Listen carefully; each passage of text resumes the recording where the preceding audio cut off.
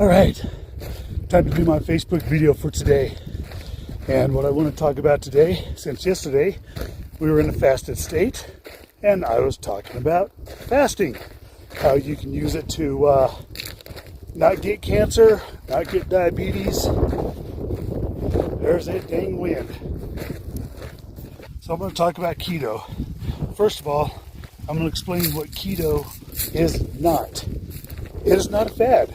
It's a process that your body goes through, and it takes some work for people with the American diet to get into it, because we're used to consuming really starchy, really sugary, high carb food all hours of the day.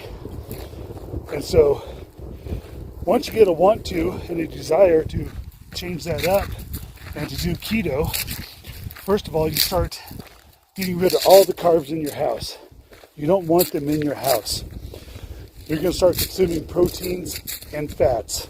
Yes, bacon, cheese, stuff like that. Steak, eggs, lots of eggs. Shrimp, fish, salmon. I love salmon. And all kinds of good stuff like that. And you can have some vegetables. Some vegetables are very high in carbs, like Brussels sprouts. But you can get away with a few of those. Other vegetables like asparagus, celery, cabbage, and cabbage byproducts like sauerkraut. Sauerkraut has a little bit of carbs. Kimchi probably does too. But a little bit, you can get away with it. We like to have sauerkraut or kimchi with brats in the morning. And eventually, your body is going to get into a state of ketosis. And when you're new to this, you might buy those test strips that you pee on, and it'll tell you if you're in ketosis. It reads the acetones coming out of your body. A lot of times, the acetone that it reads is acetone. A lot of times, the ketones that it reads is acetone. You know, you can buy that on the shelf at Walmart and Home Depot and Lowe's. Acetone is one of 3 ketones. The other 2 ketones are more beneficial and they're harder to pronounce. But I try not to depend on the pee strips. I just do what's going to be necessary to get into a state of ketosis and just run with it. So, after a couple weeks of consuming almost nothing but proteins and fats and very few carbs, and can you get away with things like keto bread and making keto cookies? A little bit in moderation. I would try to not do a whole lot of that. I try to do just every once in a while have a treat. We will have a low carb ice cream. We do Carb Smart by Breyers. Probably not, it's not the best thing that we could do. But you know what? We enjoy it and we're doing good. Kelly lost 45 pounds this year. Since we started doing this and started paying attention to what we were eating. Big emphasis on whole foods. And so the foods that I just mentioned, there's certain wall aisles in Walmart that you can't go down anymore, and forget about Dollar General. It's pretty much nothing but garbage there. Even the jerky treats have sugar in them. Teriyaki, you kidding me? Yummy and loaded with sugar. So once you get into ketosis, you want to stay in ketosis. That means you don't have a cheat day, at least not for a while. You spend a few months in ketosis, letting your body get used to it, letting the mitochondria in your cells get used to processing fat, the ketones, instead of the byproduct of glucose and stuff like that. And like I said, it's not a fad. It's something that your body can get into. When Tim Tebow was on the Dr. Oz show, he had at that point been in ketosis, doing ketosis for 7 years. And he's doing pretty good.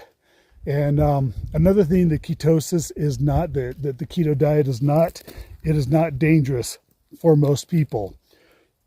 Go ahead, check with your doctor and find out what kind of doctor you have. If your doctor is just closed-minded, narrow-minded, get a second opinion. Find a doctor who's into more natural and whole foods and stuff like that. You know, like Dr. Eric Berg, Dr. Ken Berry. or even Thomas DeLauer. He's not even a doctor, but he studies this stuff like crazy. People you can find on YouTube. And so, give me a moment to gather my thoughts here. Yeah, it is not dangerous for most people. It might be dangerous for the elderly. It might be dangerous for people that are severe diabetics. But, you know, if you can spend the rest of your life knowing that you're not a candidate for cancer or diabetes, I'd call that a good thing. I'd call that a positive. Now, the keto diet, you combine that with intermittent fasting, and you're going to want to, because all those proteins and all those fats that you consume, they're going to make you less hungry anyways. When I was talking about those processed foods yesterday, they're designed to become addictive. They're designed to make you want to buy more and consume more.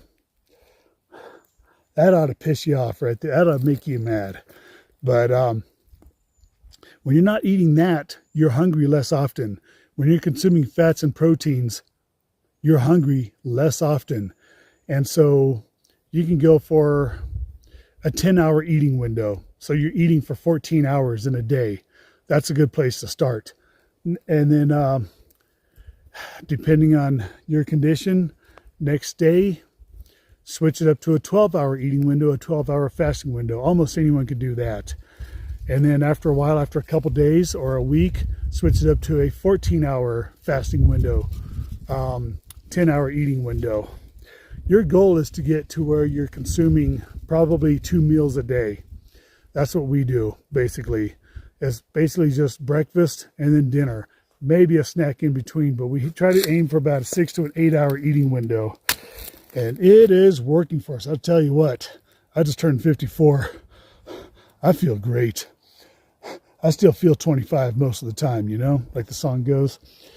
So, if you have any questions, I'll be glad to answer them. I just want to give this quick rundown of what keto is and why you might want to consider it.